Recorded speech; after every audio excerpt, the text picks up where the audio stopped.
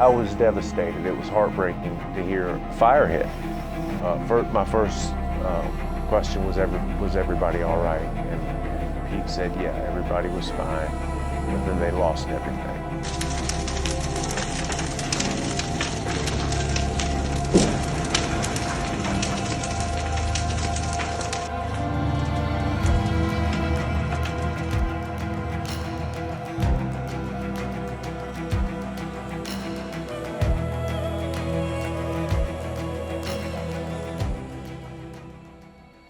My first time visiting Tanzania was in 2002. I came here with a school called NOLS, the National Outdoor Leadership School, and that was the first time I met Pete and Charlotte and got introduced to UAACC. So when Charlotte and I came here, we had to find a different way of living, a different way of operating.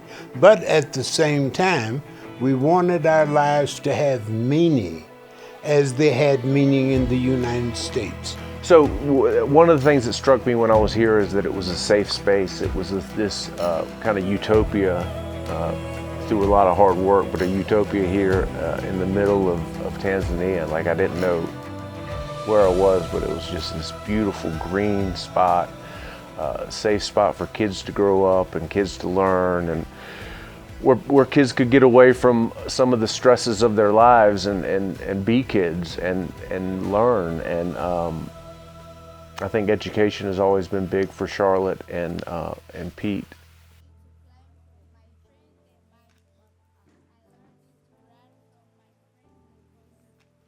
Everyone that's been here did well. These children you see here and some others that are at school now or wherever are the second phase.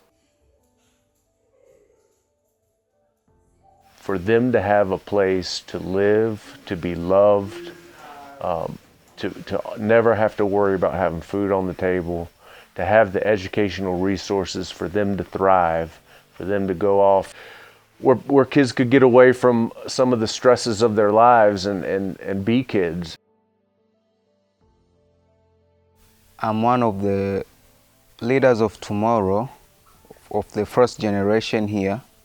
I came here around 2008, and I was raised here since I was like 4 until now I'm 21.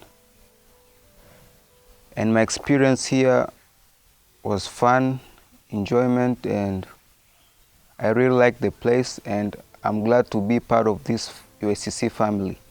Omari is now the technician, so I told him everything I know. He took it, he built his knowledge base, and he's become very, very good at it. And I'm so proud of him. The thing of the Black Panther Party is you worked. If you're not working to do something positive, something is very wrong. And I'm in not the best of health right now, so I spend a lot of time in my bed.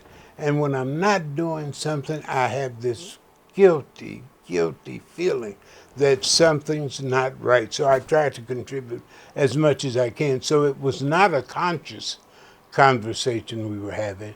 This was built in us as a result of being members of the Black Panther Party. Second generation are about 9, 10, 11 years old. And so that's where we were. That's the ages when the fire hit. The fire. That's the way it needs to be said. That was the most devastating, traumatic experience I've ever had in my life. Well, I was devastated. It was heartbreaking to hear. My first question was everybody all right? And Pete said, yeah, everybody was fine, but then they lost everything. And so the villagers started running in, and they were running, and I think it was Amidiwe's mother. I was sitting in this chair, and she said, because the house is right next to mine. She said, come on out. I said, I'll just sit here and see what happens, you know. So they're running, and they're getting buckets, and they're throwing water, and they're going, and there were about 100 people in here. And now remember, we live about 20 miles from Arusha. 20 miles here is not like 20 miles in the States. It takes you a good hour to go that 20 miles. Someone called the fire department in Arusha. I would have thought that would have been the craziest idea in the world. And they got here. Now, the house was just about burnt down by the time they got here.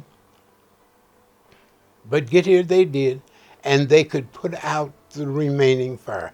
The roof was gone, the rooms are gone down.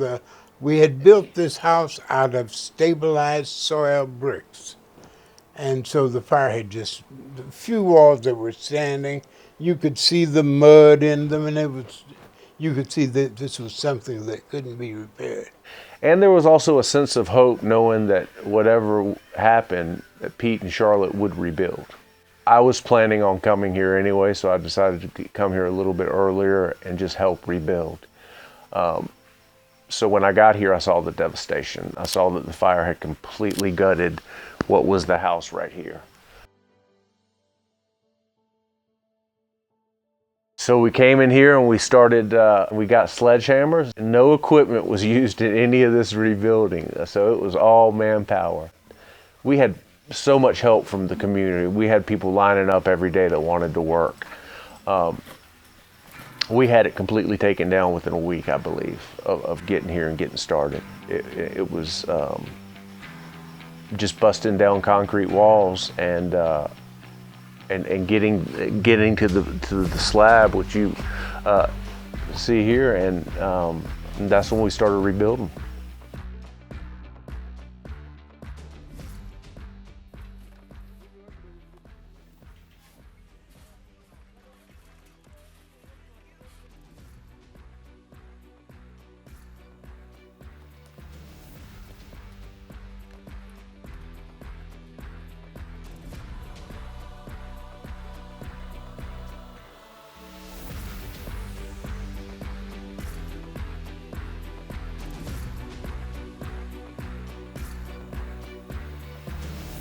I think ecstatic would be the word, to see the children have moved back into the home and that their life has returned to some sort of normalcy that they had before the fire. This fire was traumatic in the way that it disrupted their lives, and yet they were so resilient in the way they kept plugging along, and they had to move to different houses, and their spirit was I think an inspiration to all of us. It's nice to see them back in their home. They're all settled and they have their own spot again. What do I want for my children? And I can tell you what I want. I could try to wax eloquent and say, oh, I'd like for them to be doctors and lawyers, and I want them to be happy. I want them to have a sense of fulfillment with life and feel that their life has meaning and they're contributing something to society. That's really what I want. I think the philosophy of helping in Tanzania is a realization that I was born into privilege and a lot of advantages in the United States that people here don't have. And so any ways that I can use that to help, to give back to the kids, to the people of Tanzania, and to help alleviate some of the poverty, I think is something that I'm going to continue doing. Come visit the people here. It'll change your life. If you can't come visit, maybe watching this can give you a glimpse of what life is like here. Life is not easy here. The advantages and the privilege that we have in the United States does not exist here. So we're doing what we can, and any kind of help that you can give us would be greatly appreciated.